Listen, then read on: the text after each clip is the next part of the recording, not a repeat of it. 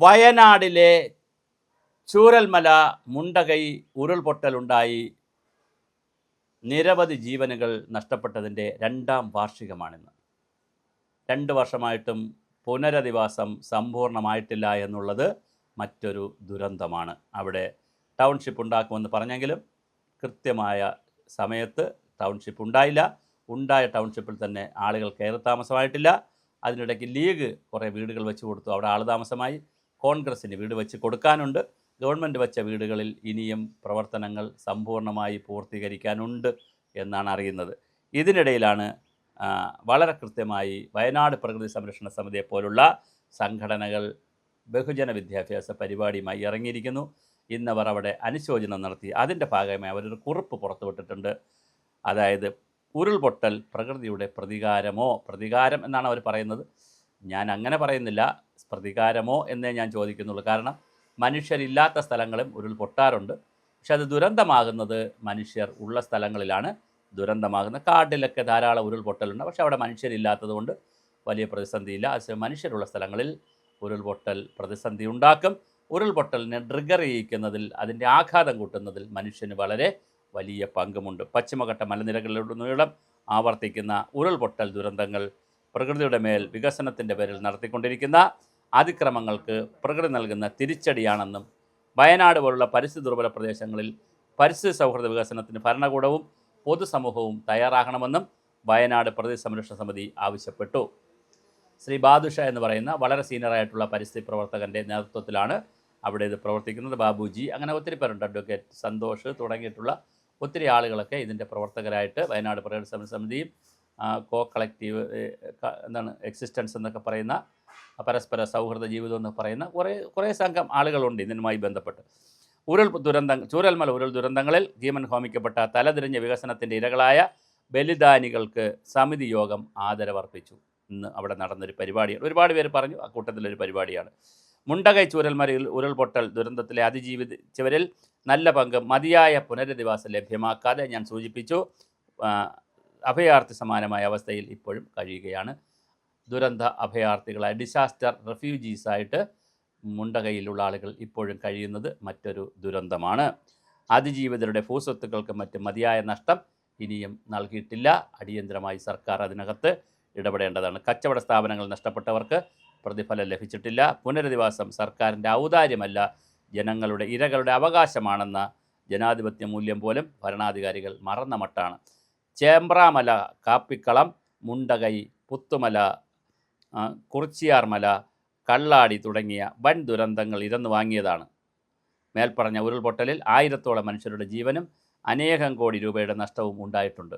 കണ്ണും കാതുമില്ലാതെ നടത്തിയ കരിങ്കൽ ക്വാറികൾ, അശാസ്ത്രീയമായ ഭൂവിനിയോഗം, ടൂറിസം നിർമ്മിതികൾ, അതും അശാസ്ത്രീയമായിട്ടുള്ളതാണ്. വൻ വികസന പദ്ധതികൾ, റോഡുകൾ തുടങ്ങിയവയൊക്കെ വയനാടിൻ്റെ പരിസ്ഥിതിക്ക് താങ്ങാവുന്നതിൽ ഏറെയാണ്. അതിൻ്റെ ഒരു ക്യാരിയിങ് കപ്പാസിറ്റി, വാഹക ശേഷിക്കും അപ്പുറമാണ് കാര്യങ്ങളെന്നാണ് ഈ സംഘത്തിൻ്റെ ഒരു അഭിപ്രായം. ചൂരൽമല മുണ്ടകൈ ഉരുൾപൊട്ടലിൻ്റെ ആഘാതത്തിൽ നിന്നും കരകയറുന്നതിന് മുമ്പേ അതേ മലനിരയിൽ കള്ളാടി ആനക്കാംപൊയിൽ ഇരട്ട തുരങ്കത്തിന് തിടുക്കത്തിൽ അനുമതി നേടിയെടുത്തത് മിന്നൽ വേഗത്തിലാണ് പ്രവർത്തനം ആരംഭിച്ചത്. വികസന മോഹത്തേക്കാൾ വൻ അഴിമതിലാക്കാക്കിയായിരുന്നു 9 കിലോമീറ്റർ നീളത്തിൽ 100 മീറ്റർ ചുറ്റളവിൽ പാറ പൊട്ടിച്ചു കൂട്ടുന്നതിൽ ലഭിക്കുന്ന പാറക്കല്ലുകൾക്ക് ദുരന്ത നിർമ്മാണ കമ്പനിക്ക് നൽകുന്ന 2500 കോടിയുടെ അനേക മടങ്ങ് വില വരും. ഇതിൻ്റെയൊക്കെ ഉടമസ്ഥാവകാശം സംസ്ഥാന സർക്കാരിനാണെങ്കിലും കരാർ വ്യവസ്ഥ പ്രകാരം കരാർ കമ്പനിക്കാണ്. അതുകൊണ്ട് തന്നെ അമൂല്യമായ പ്രകൃതി വിഭവങ്ങൾ കൊള്ളയടിക്കുക എന്ന ഹിഡൻ അജണ്ട കൂടി തുരങ്ക നിർമ്മാണത്തിന് പിന്നിലുണ്ട് എന്നുള്ളതാണ് വയനാട് പ്രകൃതി സംരക്ഷണ സമിതി ആരോപിക്കുന്ന മറ്റൊരു പ്രധാന വിഷയം.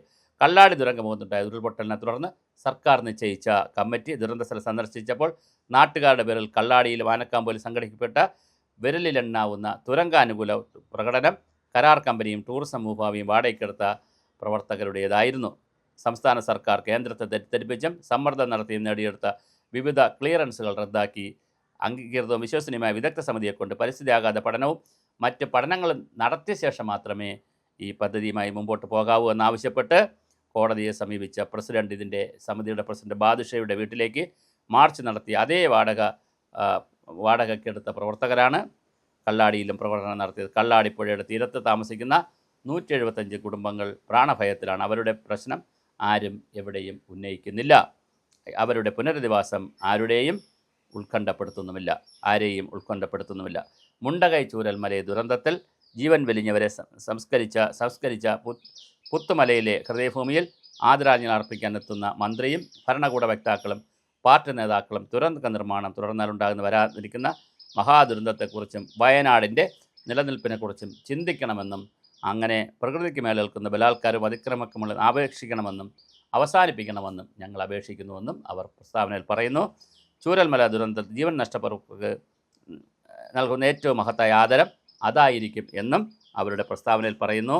ഞാൻ അവരുടെ പ്രസ്താവന പറയുക എന്നതിനപ്പുറം വളരെ കൃത്യമായിട്ടുള്ള പരിസ്ഥിതി പരിപാലനവും ദുരന്ത പരിപാലനവുമൊക്കെ കാലാവസ്ഥാ പരിപാലനവുമൊക്കെ വയനാടിനെ കാത്തിരിക്കുന്നു.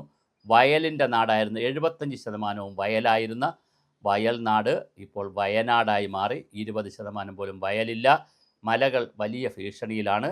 ഇതെല്ലാം മനസ്സിലാക്കിക്കൊണ്ട് ആരെയും കുറ്റപ്പെടുത്താനോ ആരെങ്കിലും തള്ളിപ്പറയാനോ ഏതെങ്കിലും ഗുണ്ടകളെന്നോ മാഫിയകളെന്നോ ഒന്നും പറയാൻ ഞങ്ങൾ ആളല്ല. പക്ഷേ വയനാടെന്ന ഭൂപ്രകൃതിയെ അതിൻ്റെ തനതായ തനിമയിൽ നിലനിർത്തിക്കൊണ്ടുള്ള പ്രവർത്തനങ്ങൾ ഏറ്റെടുത്താൽ കൂടുതൽ കാലം അത് നിലനിന്ന് പോകും എന്ന് മാത്രമാണ് കരണീയമായിട്ടുള്ള കാര്യം. അതിലേക്ക് മനുഷ്യരുടെ, വയനാടുകാരുടെയും വയനാടിന് നിന്ന് കാണാൻ പോകുന്നവരുടെയും ടൂറിസ്റ്റുകളുടെയും എല്ലാം ശ്രദ്ധ അതിലേക്ക് വരേണ്ട കാലം അതിക്രമിച്ചിരിക്കുകയാണ്.